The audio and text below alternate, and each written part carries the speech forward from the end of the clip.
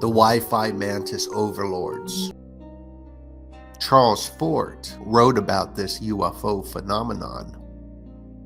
Fort did not use the term UFO, but that's what he was writing about. The first thesis of Fort was that humans are the property of the beings that are piloting these craft through the air and under the oceans. We were bred by them and are herded and sometimes culled like cattle or sheep. Genetically engineered humanity in cooperation with the gods. Devas and the Ashuras, the pilots of UFOs. Sometimes they even deploy nuclear weapons from their Vimanas in much the same way as Sodom and Gomorrah are nuked by the chief of the Elohim in the Bible. Vimanas, and they are these UFO crafts that have been used as a weapon.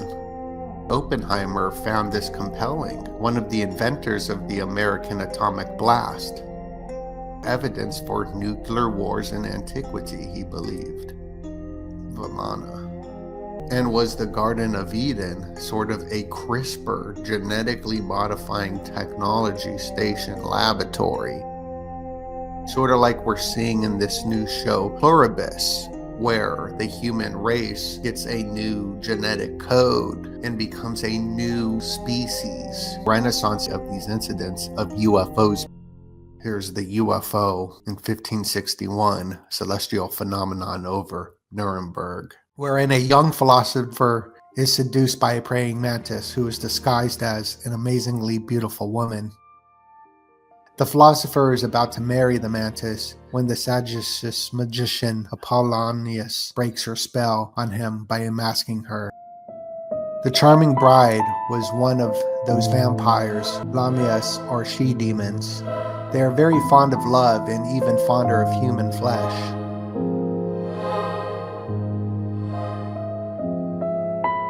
The mantis as a master of mimicry. The Wi-Fi mantises, the praying mantis aliens that travel through our wireless fidelity system. They can travel through the Wi-Fi. They come through the Wi-Fi and do surgery on people. They travel time and space. Ghosts can actually travel through the static in a television. People have seen spirits traveling through the static. We've perfected the gigahertz range, so it's less risky for these alien mantises to travel through because it's everywhere. So if they needed to abort the mission, it would be rather easy because now every restaurant, household, business has full speed Wi-Fi.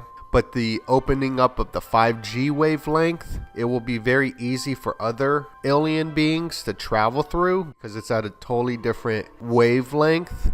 So they are transmitting their agendas now before it's too late. They wanted to wait until this technology was perfective on a massive scale. If they traveled in the 70s when Wi-Fi was actually created by the governments with AlohaNet, it would have been too risky to get caught in the transmission and never return home to their families again. Also, it was a risk to be captured and tortured by governments. Since 2015, they have been traveling to millions of households to do soul surgery on millions. Have you had an experience with the praying mantis aliens? If so, leave a comment below.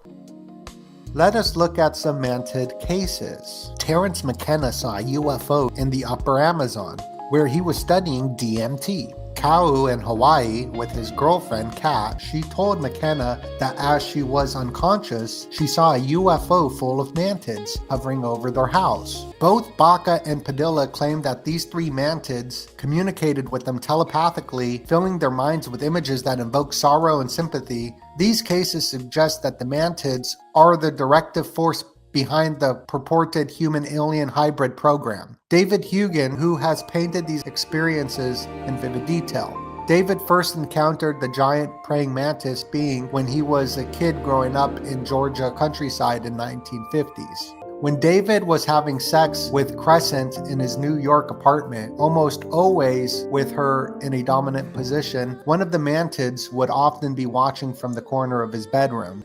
Anxiety. Kalios thinks that this reaches back through evolutionary biological memory to the experience of the male mantis being devoured by the female during or after mating. The life of the praying mantis went so far as to claim that this insect really seems to be a machine with highly advanced parts which can operate automatically. Liking the mantis to an automaton, to a female android, this essay was written between 1934 and 1937. At that time, where did Kalios get the image of a female android? Fritz Lang's Metropolis? In the final analysis, it would hence be the pleasure principle that compels the female insect to murder her lover, whose body she began to ingest, furthermore, in the course of lovemaking itself. In French, an orgasm is referred to as the little death. The praying mantis as a symbolic embrace inevitably involves a victim and an executioner, one who retains consciousness, stays alert, and observes.